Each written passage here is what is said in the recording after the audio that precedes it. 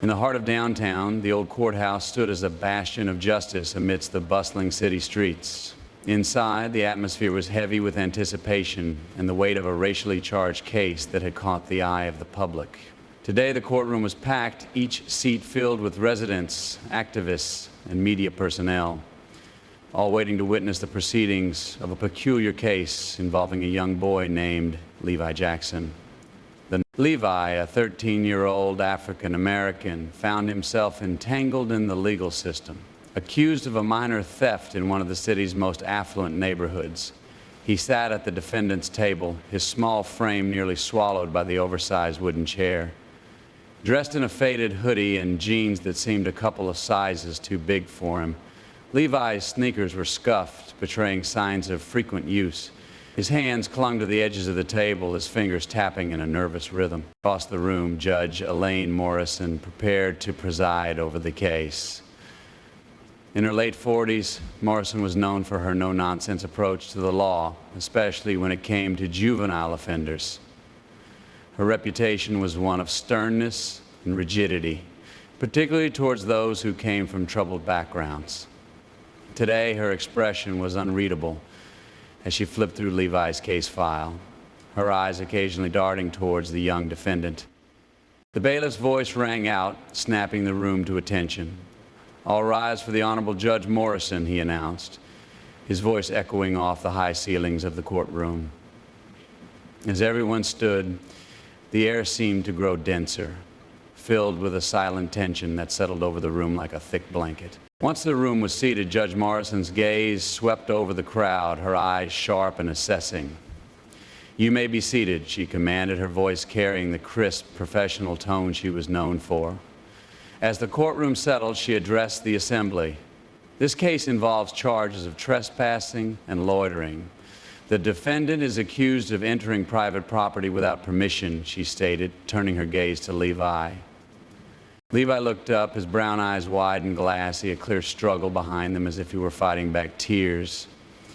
His lawyer, a public defender who looked equally weary, leaned over to whisper something in his ear. Levi nodded slowly, swallowing hard before responding in a faint voice, "Not guilty." Judge Morrison nodded curtly, noting something in her files.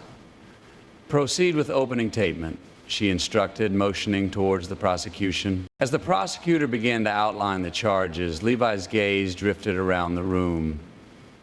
His eyes were filled with a mix of fear and a dawning realization of the gravity of his situation. He scanned the faces in the room until his eyes locked on Judge Morrison again, and something shifted in his expression. A recognition that seemed to run deeper than the current circumstances might suggest. As the prosecutor methodically presented the evidence against Levi, the room's focus began to shift subtly. Levi's attention, however, was fixed solely on Judge Morrison, his gaze intense. Levi studied her face as if searching for a sign, an acknowledgement of something beyond the courtroom's cold formality. The prosecutor's voice droned on, detailing the circumstances under which Levi was found in the gated community late at night. He spoke of how a vigilant homeowner had noticed Levi and immediately called the police, leading to the boy's arrest without much resistance but with little cooperation. Amidst the legal jargon and the murmurs of the audience, Levi's voice suddenly cut through the monotony. "You're my mom," he exclaimed loudly, his voice cracking under the strain of his emotions. The courtroom fell into a stunned silence. All eyes turned to Levi, then slowly shifted to Judge Morrison, awaiting her reaction. Judge Morrison's face, usually a mask of judicial impassivity, betrayed a flicker of shock. She paused, her pen suspended above her notepad. The air in the room seemed to thicken, tension mounting as everyone held their breath. The judge recovered quickly, clearing her throat and attempting to regain control of the courtroom. "Order!" Judge Morrison commanded, her voice firm yet noticeably shaken. "This is a court of law, and we will maintain decorum here." She looked directly at Levi, her eyes narrowing slightly as she tried to decipher the meaning behind his words. Levi, undeterred by the judge's authoritative tone, continued, his voice steadier. I know it. You're my mom. My foster mom told me everything. Whispers erupted among the spectators, and the prosecutor paused, unsure how to proceed. The defense attorney, caught off guard, glanced between Levi and the judge, sensing the shift in the room's dynamics. Judge Morrison called for a brief recess, needing time to compose herself and consider the implications of Levi's declaration. As the courtroom emptied, a tense murmur followed the crowd out, leaving Levi sitting there, his expression one of mixed fear and defiance. During the recess, Judge Morrison retreated to her chambers, her mind racing with the repercussions of Levi's claim. Memories long suppressed surfaced violently. A time before her career, when she had made the toughest decision of her life. She remembered a baby, her baby, given up for adoption in hopes of giving him a better future. A decision she had kept secret from everyone, including her own family. Back in the now quiet courtroom, Levi's lawyer approached him, placing a hand on his shoulder. Levi, what you said out there, did you mean it? He asked, his tone gentle yet probing. Levi nodded, wiping away a tear that had escaped down his cheek. Yes, she is my mom. I've seen pictures and I've heard stories from my foster mom. I had to say something. The lawyer sighed, understanding the emotional weight of the situation and the potential legal complexities it introduced. Okay, we'll navigate this together, he reassured Levi, though uncertainty clouded his features. As the recess came to an end, all parties returned to the courtroom. Judge Morrison resumed her seat, her demeanor composed, but her hands betraying a slight tremor. She knew the remainder of this trial would be unlike any other she had presided over, not just a matter of law, but of personal revelation and reconciliation. As the courtroom slowly refilled after the recess, the tension was palpable. Judge Morrison, now back on the bench, was a study in composure, but the usual sharpness of her gaze was dulled by personal turmoil. Levi, still at the defendant's table, watched her intently. His initial burst of emotion now settled into a simmering need for answers. The proceedings resumed, but the dynamic in the courtroom had irrevocably changed. The prosecutor, sensing the shift, tread carefully, his presentation less assertive than before. Levi's public defender took advantage of the altered atmosphere, emphasizing Levi's youth and the potential for rehabilitation rather than punishment. As the arguments wound down, Judge Morrison called for final statements, but before the prosecutor could stand, Levi interrupted, his voice stronger than before, fueled by a mix of desperation and determination. Judge Morrison, how can you sit there and not acknowledge me? You know who I am? He pleaded, his gaze fixed on her, imploring her to see him not just as a case number, but as her son. The courtroom erupted in murmurs. Judge Morrison raised her hand for silence, her face betraying the inner conflict she felt. Levi, this is neither the time nor the place, she began sternly, trying to regain her professional detachment. But Levi wasn't deterred.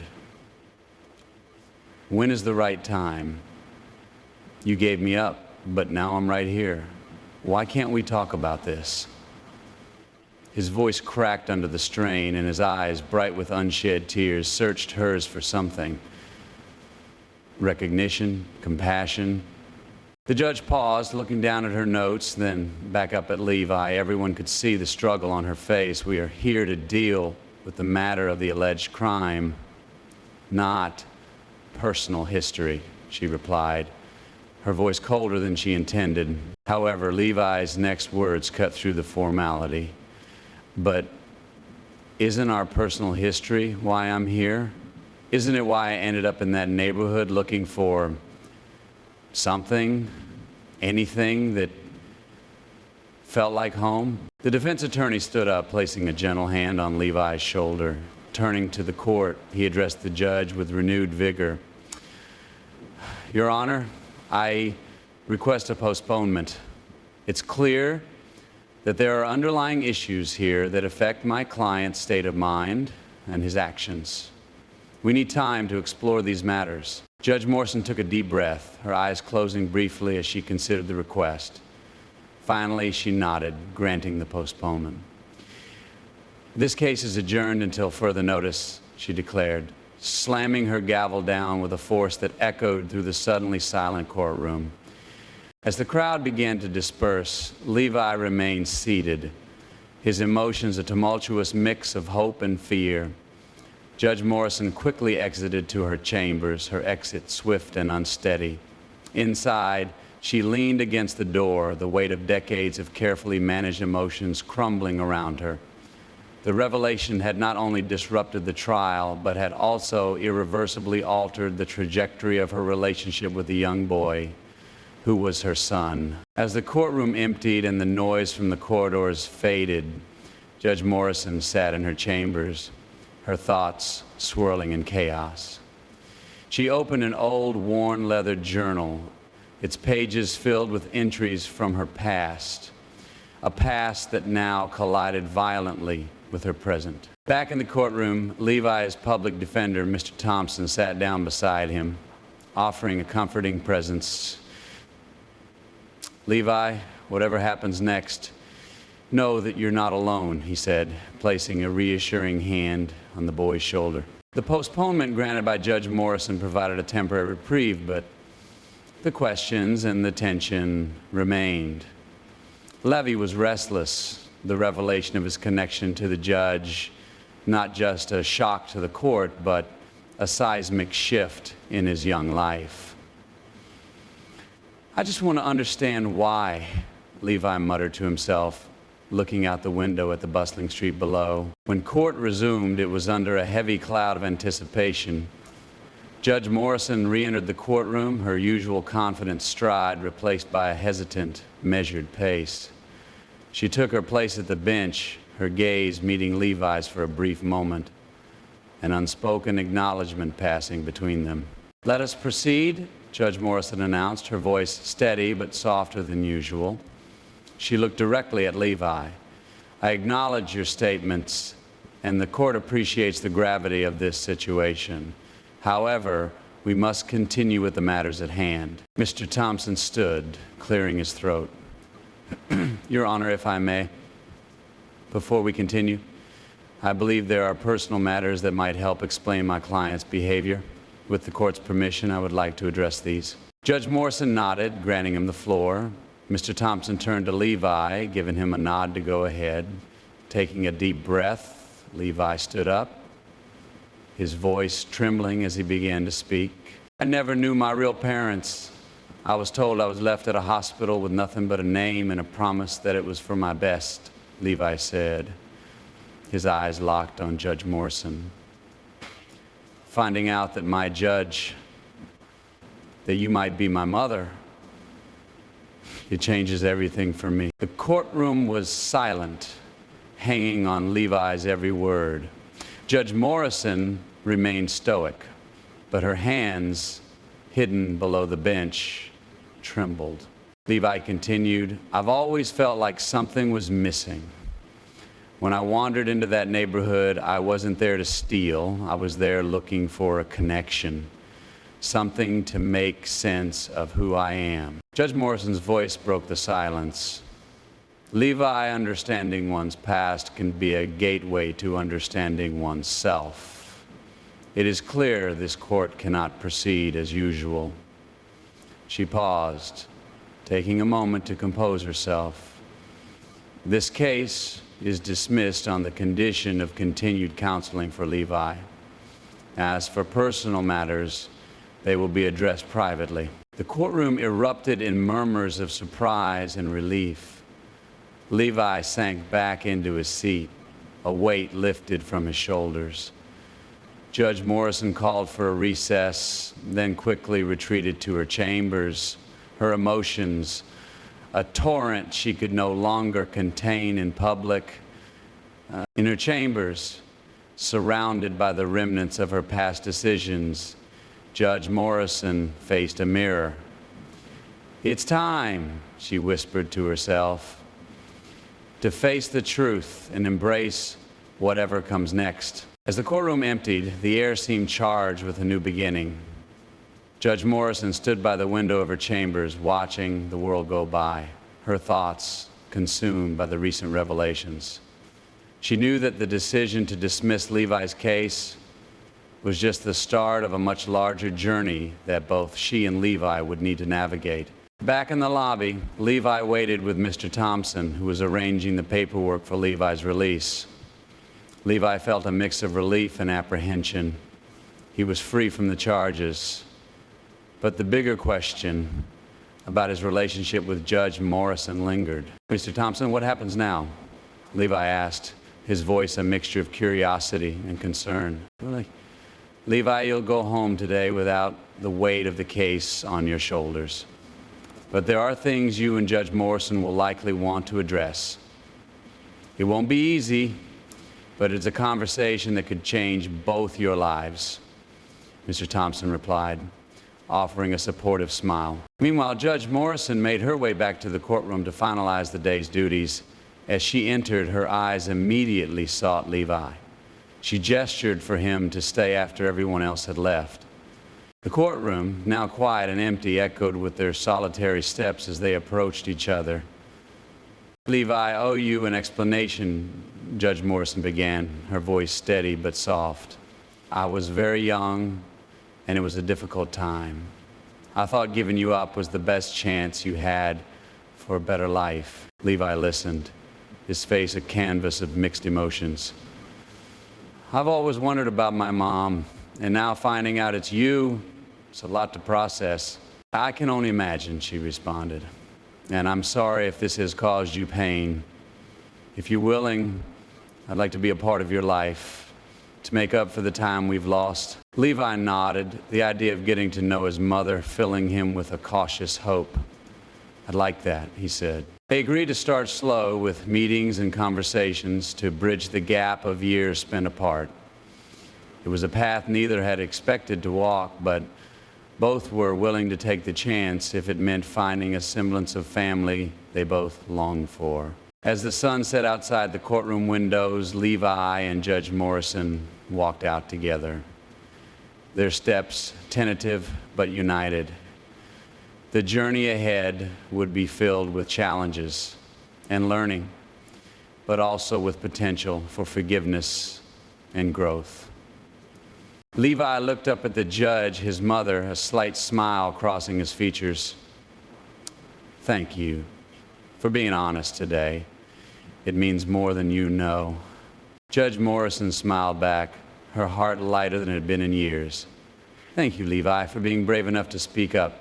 Let's find our way from here." As they exited the courthouse, there was a palpable sense of beginning anew, a narrative neither the law books nor the gavel could dictate, but one that spoke of human connection, resilience, and the complex beauty of reconciliation. As Levi and Judge Morrison walked out of the courthouse together, the cool evening air felt like a gentle reminder that every ending is also a beginning.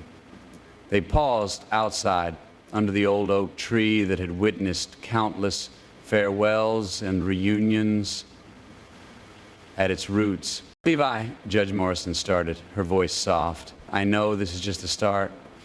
There's a lot we need to talk about, a lot to heal from. But I'm here for all of it, whenever you're ready." Levi looked up at her, his eyes reflecting a tumult of emotions, from confusion and hurt to a burgeoning sense of hope. "Thank you," he simply said.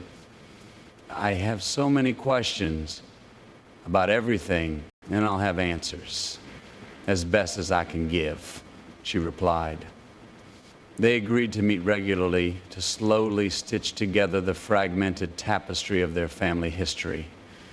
The process wouldn't be easy, and they both knew it. It would require patience, openness, and a great deal of courage from both sides. In the weeks that followed, their meetings became the groundwork for a delicate relationship. They met in parks, over coffee, and sometimes in the quiet corners of the local library. Each encounter brought with it stories and revelations about Judge Morrison's early life struggles, about Levi's years in foster care, and about the separate paths that had led them back to each other. One afternoon, as they sat watching the sunset from the park bench, Levi turned to Judge Morrison. "Did you ever regret it, giving me up?" he asked, quietly. Judge Morrison took a deep breath before answering.